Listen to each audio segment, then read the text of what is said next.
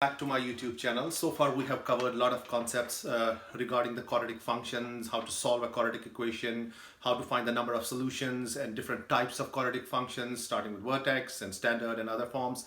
Guys, today I want to show you some application problems. So here I have an application problem which tells me the graph or the path of the jump of a dolphin, and this is already provided to us, and let us start by actually drawing the graph of that, and then from there what we want to actually do is we want to create a model. And by creating a model, what we mean is that we want to actually write an equation for that particular graph or particular motion of a dolphin. Okay, so let's see how we can set it up and then which form we would like to use in order to write this equation. We already know that we have three forms that we know of: the standard form, the vertex form, and factored form. Okay, so guys, the path which can be shown by this graph looks something like this.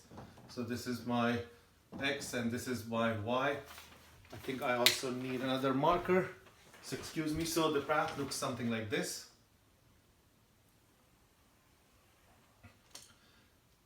We don't really care what happens on the negative side, but I'm just drawing this dotted line so that we can see that this actually looks like a parabola which opens down. So if it opens down, we're going to have a maximum, and we already have the coordinates for the maximum, and the coordinates for the maximum are, and we already know that this is called the vertex. The x coordinate is 3 and the y coordinate is, the corresponding y coordinate is, sorry, it's not 7, it's not 4, it's 7. Okay, that is already given to us.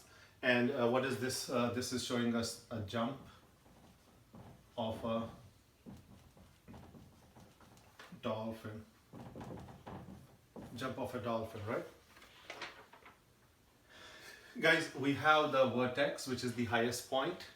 And then there's one more point which is already provided to us, and that point is somewhere right here.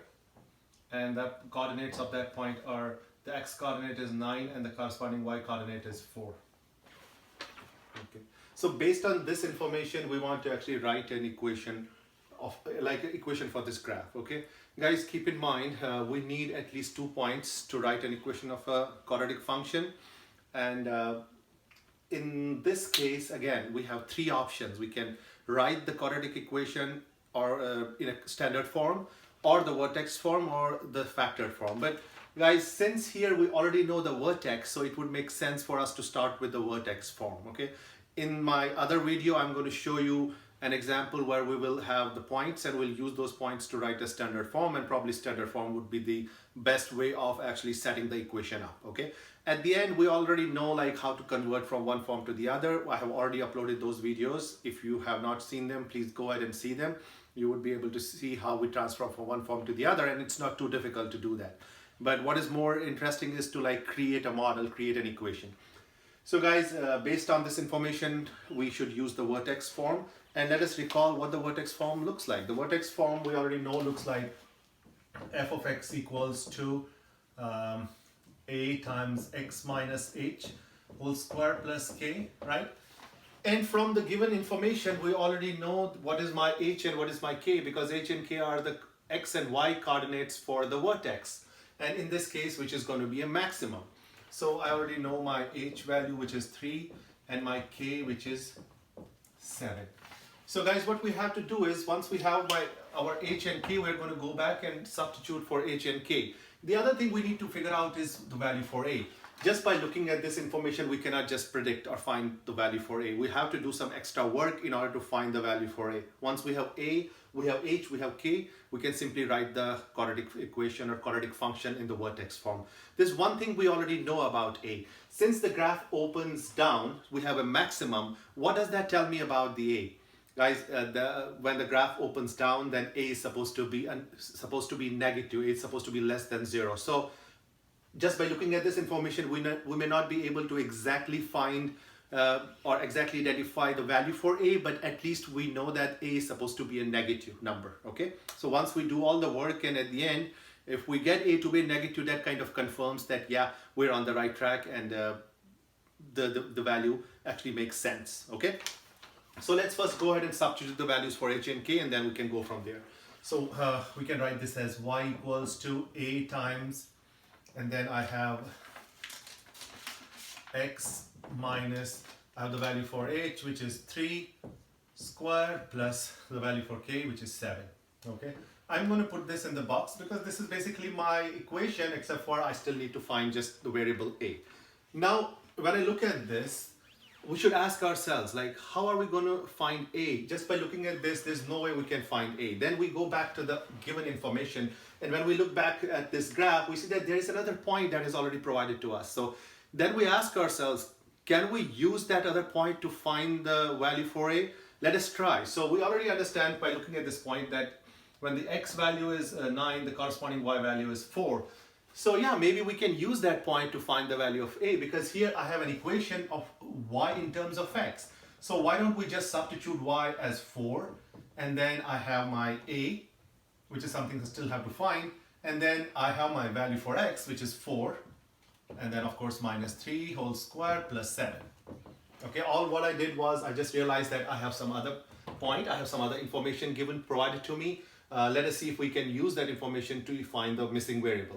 So once we have this, let us try to simplify further. So I have 4 equals to a times, okay, I'm doing something, okay, this is not 4, sorry, this is 9. So 9 minus 3 is 6, 6 square plus 7, right?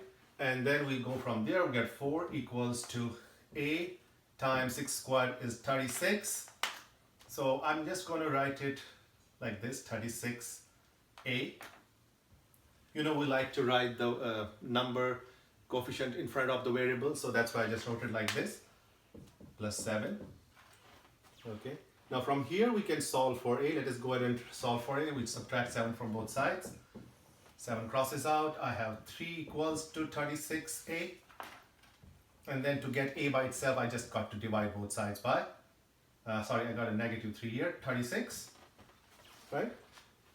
This crosses out, I have a equals to negative 1 over 12, and we kind of already knew that a is supposed to be a negative number, and by getting a negative number, it confirms that the graph is going to open down, okay? So I have a, I have h, I have k. We're all set to actually finally write the final form. So the final form is, so we already had almost the final form here except for the a. Now we also have the value for a. So it's going to be negative 1 over 12. And then I have x minus 3 whole square and plus 7. So guys, this is the vertex form of the quadratic equation, which models the jump of a dolphin, which reaches the maximum height of actually 7. Because we know the maximum height is the y value, the corresponding y value for the vertex.